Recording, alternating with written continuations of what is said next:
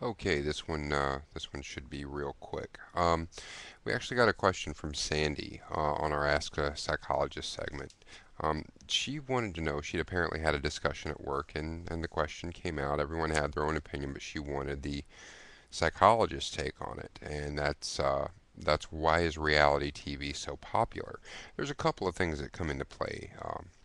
First thing that you have to understand is there are points of human nature which really aren't pretty. We like to see train wrecks. We like to see stuff get banged up really bad. And even if it's a positive or something just completely horrible, we're curious. We want to see. We want to know what people do behind closed doors.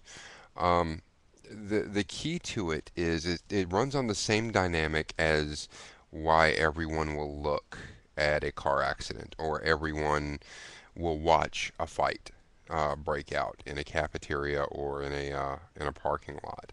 Um, the trick to it is that people genuinely have, with other normal people, a feeling of superiority in terms of, gee, if that ever happened to me, I'm glad that's not me. Let's see what happens next. It's not that different from if you're a fan of Bewitched, if you've ever seen the Kravitzes next door. You know, Abner, they're at it again. It's the same thing. It's the same principle. What you're doing is instead of peeking out your window, you're watching a box, and that's one of the reasons why reality TV at the root is so successful. Um, Now, with the reality TV that we have now, you have to remember it has absolutely nothing to do with reality. They've figured out formulas for it. They've decided that they need a villain, then whoever that villain is going to be around as long as possible. If you watch, I'm just gonna grab a random example, Hell's Kitchen. Chef Ramsay does have a say in who stays, but the final decision is that of the producers. And that's because it can be the best culinary show in the world, but if it's not exciting, good TV, it's not going to fly. That's also why they splice it together with certain soundtracks.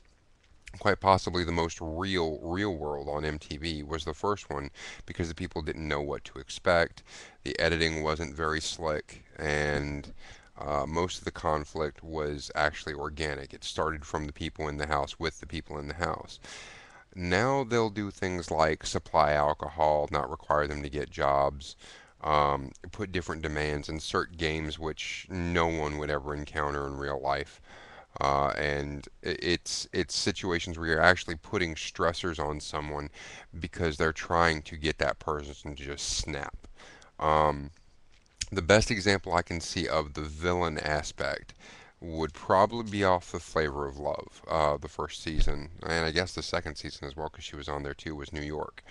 The idea was, in that context, she was not really believable, but she was a villain, and everybody hated her, and she was an absolute bitch. And everybody was just like, oh, I hate her and love this other person. And in the end, they gave everybody what they wanted. She reappeared on the second season, and then they tried to put her in her own show. And what they found out was, in a dynamic other than the competition, she wasn't that interesting. It was a matter of, they were going to make her go to work and she just didn't want to do it. And what you had this contemptible person but nothing around them to soften it up. And it became obvious how fake it was within the first couple of episodes. But the idea behind it is still the same. We want to see reality played out for us where we have absolutely no risk. And a lot of times, even if it's something that we can identify with, it will either dig into that same part of our brain that likes to peek out the window at the neighbors, or if there's a celebrity involved, it will make us feel closer to them, like we're friends with them, and we can actually give them advice. In terms of competition reality TV shows, again, it's us having an effect on the outcome. Who do we agree with? It's okay to have an opinion on it, and it really doesn't hurt anybody that you know. So it comes out pretty well.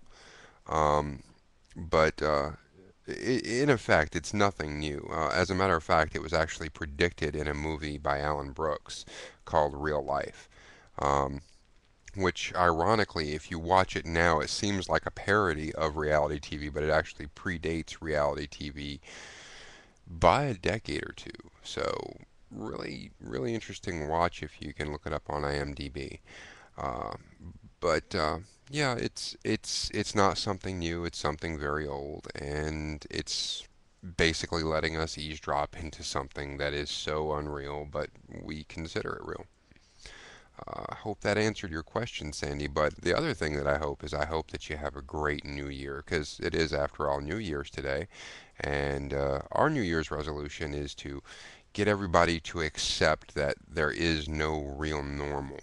Normal just means that you cycle through society without bumping into anybody. So everyone has a little bit of deviancy in them, and if you want to entertain that inner deviant, there's exoticenvy.com. If you happen to be over 18 years old, just go ahead over there, and that's again exoticenvy.com, and take a look at what they've got to bring out the best and/or worst in you. Okay.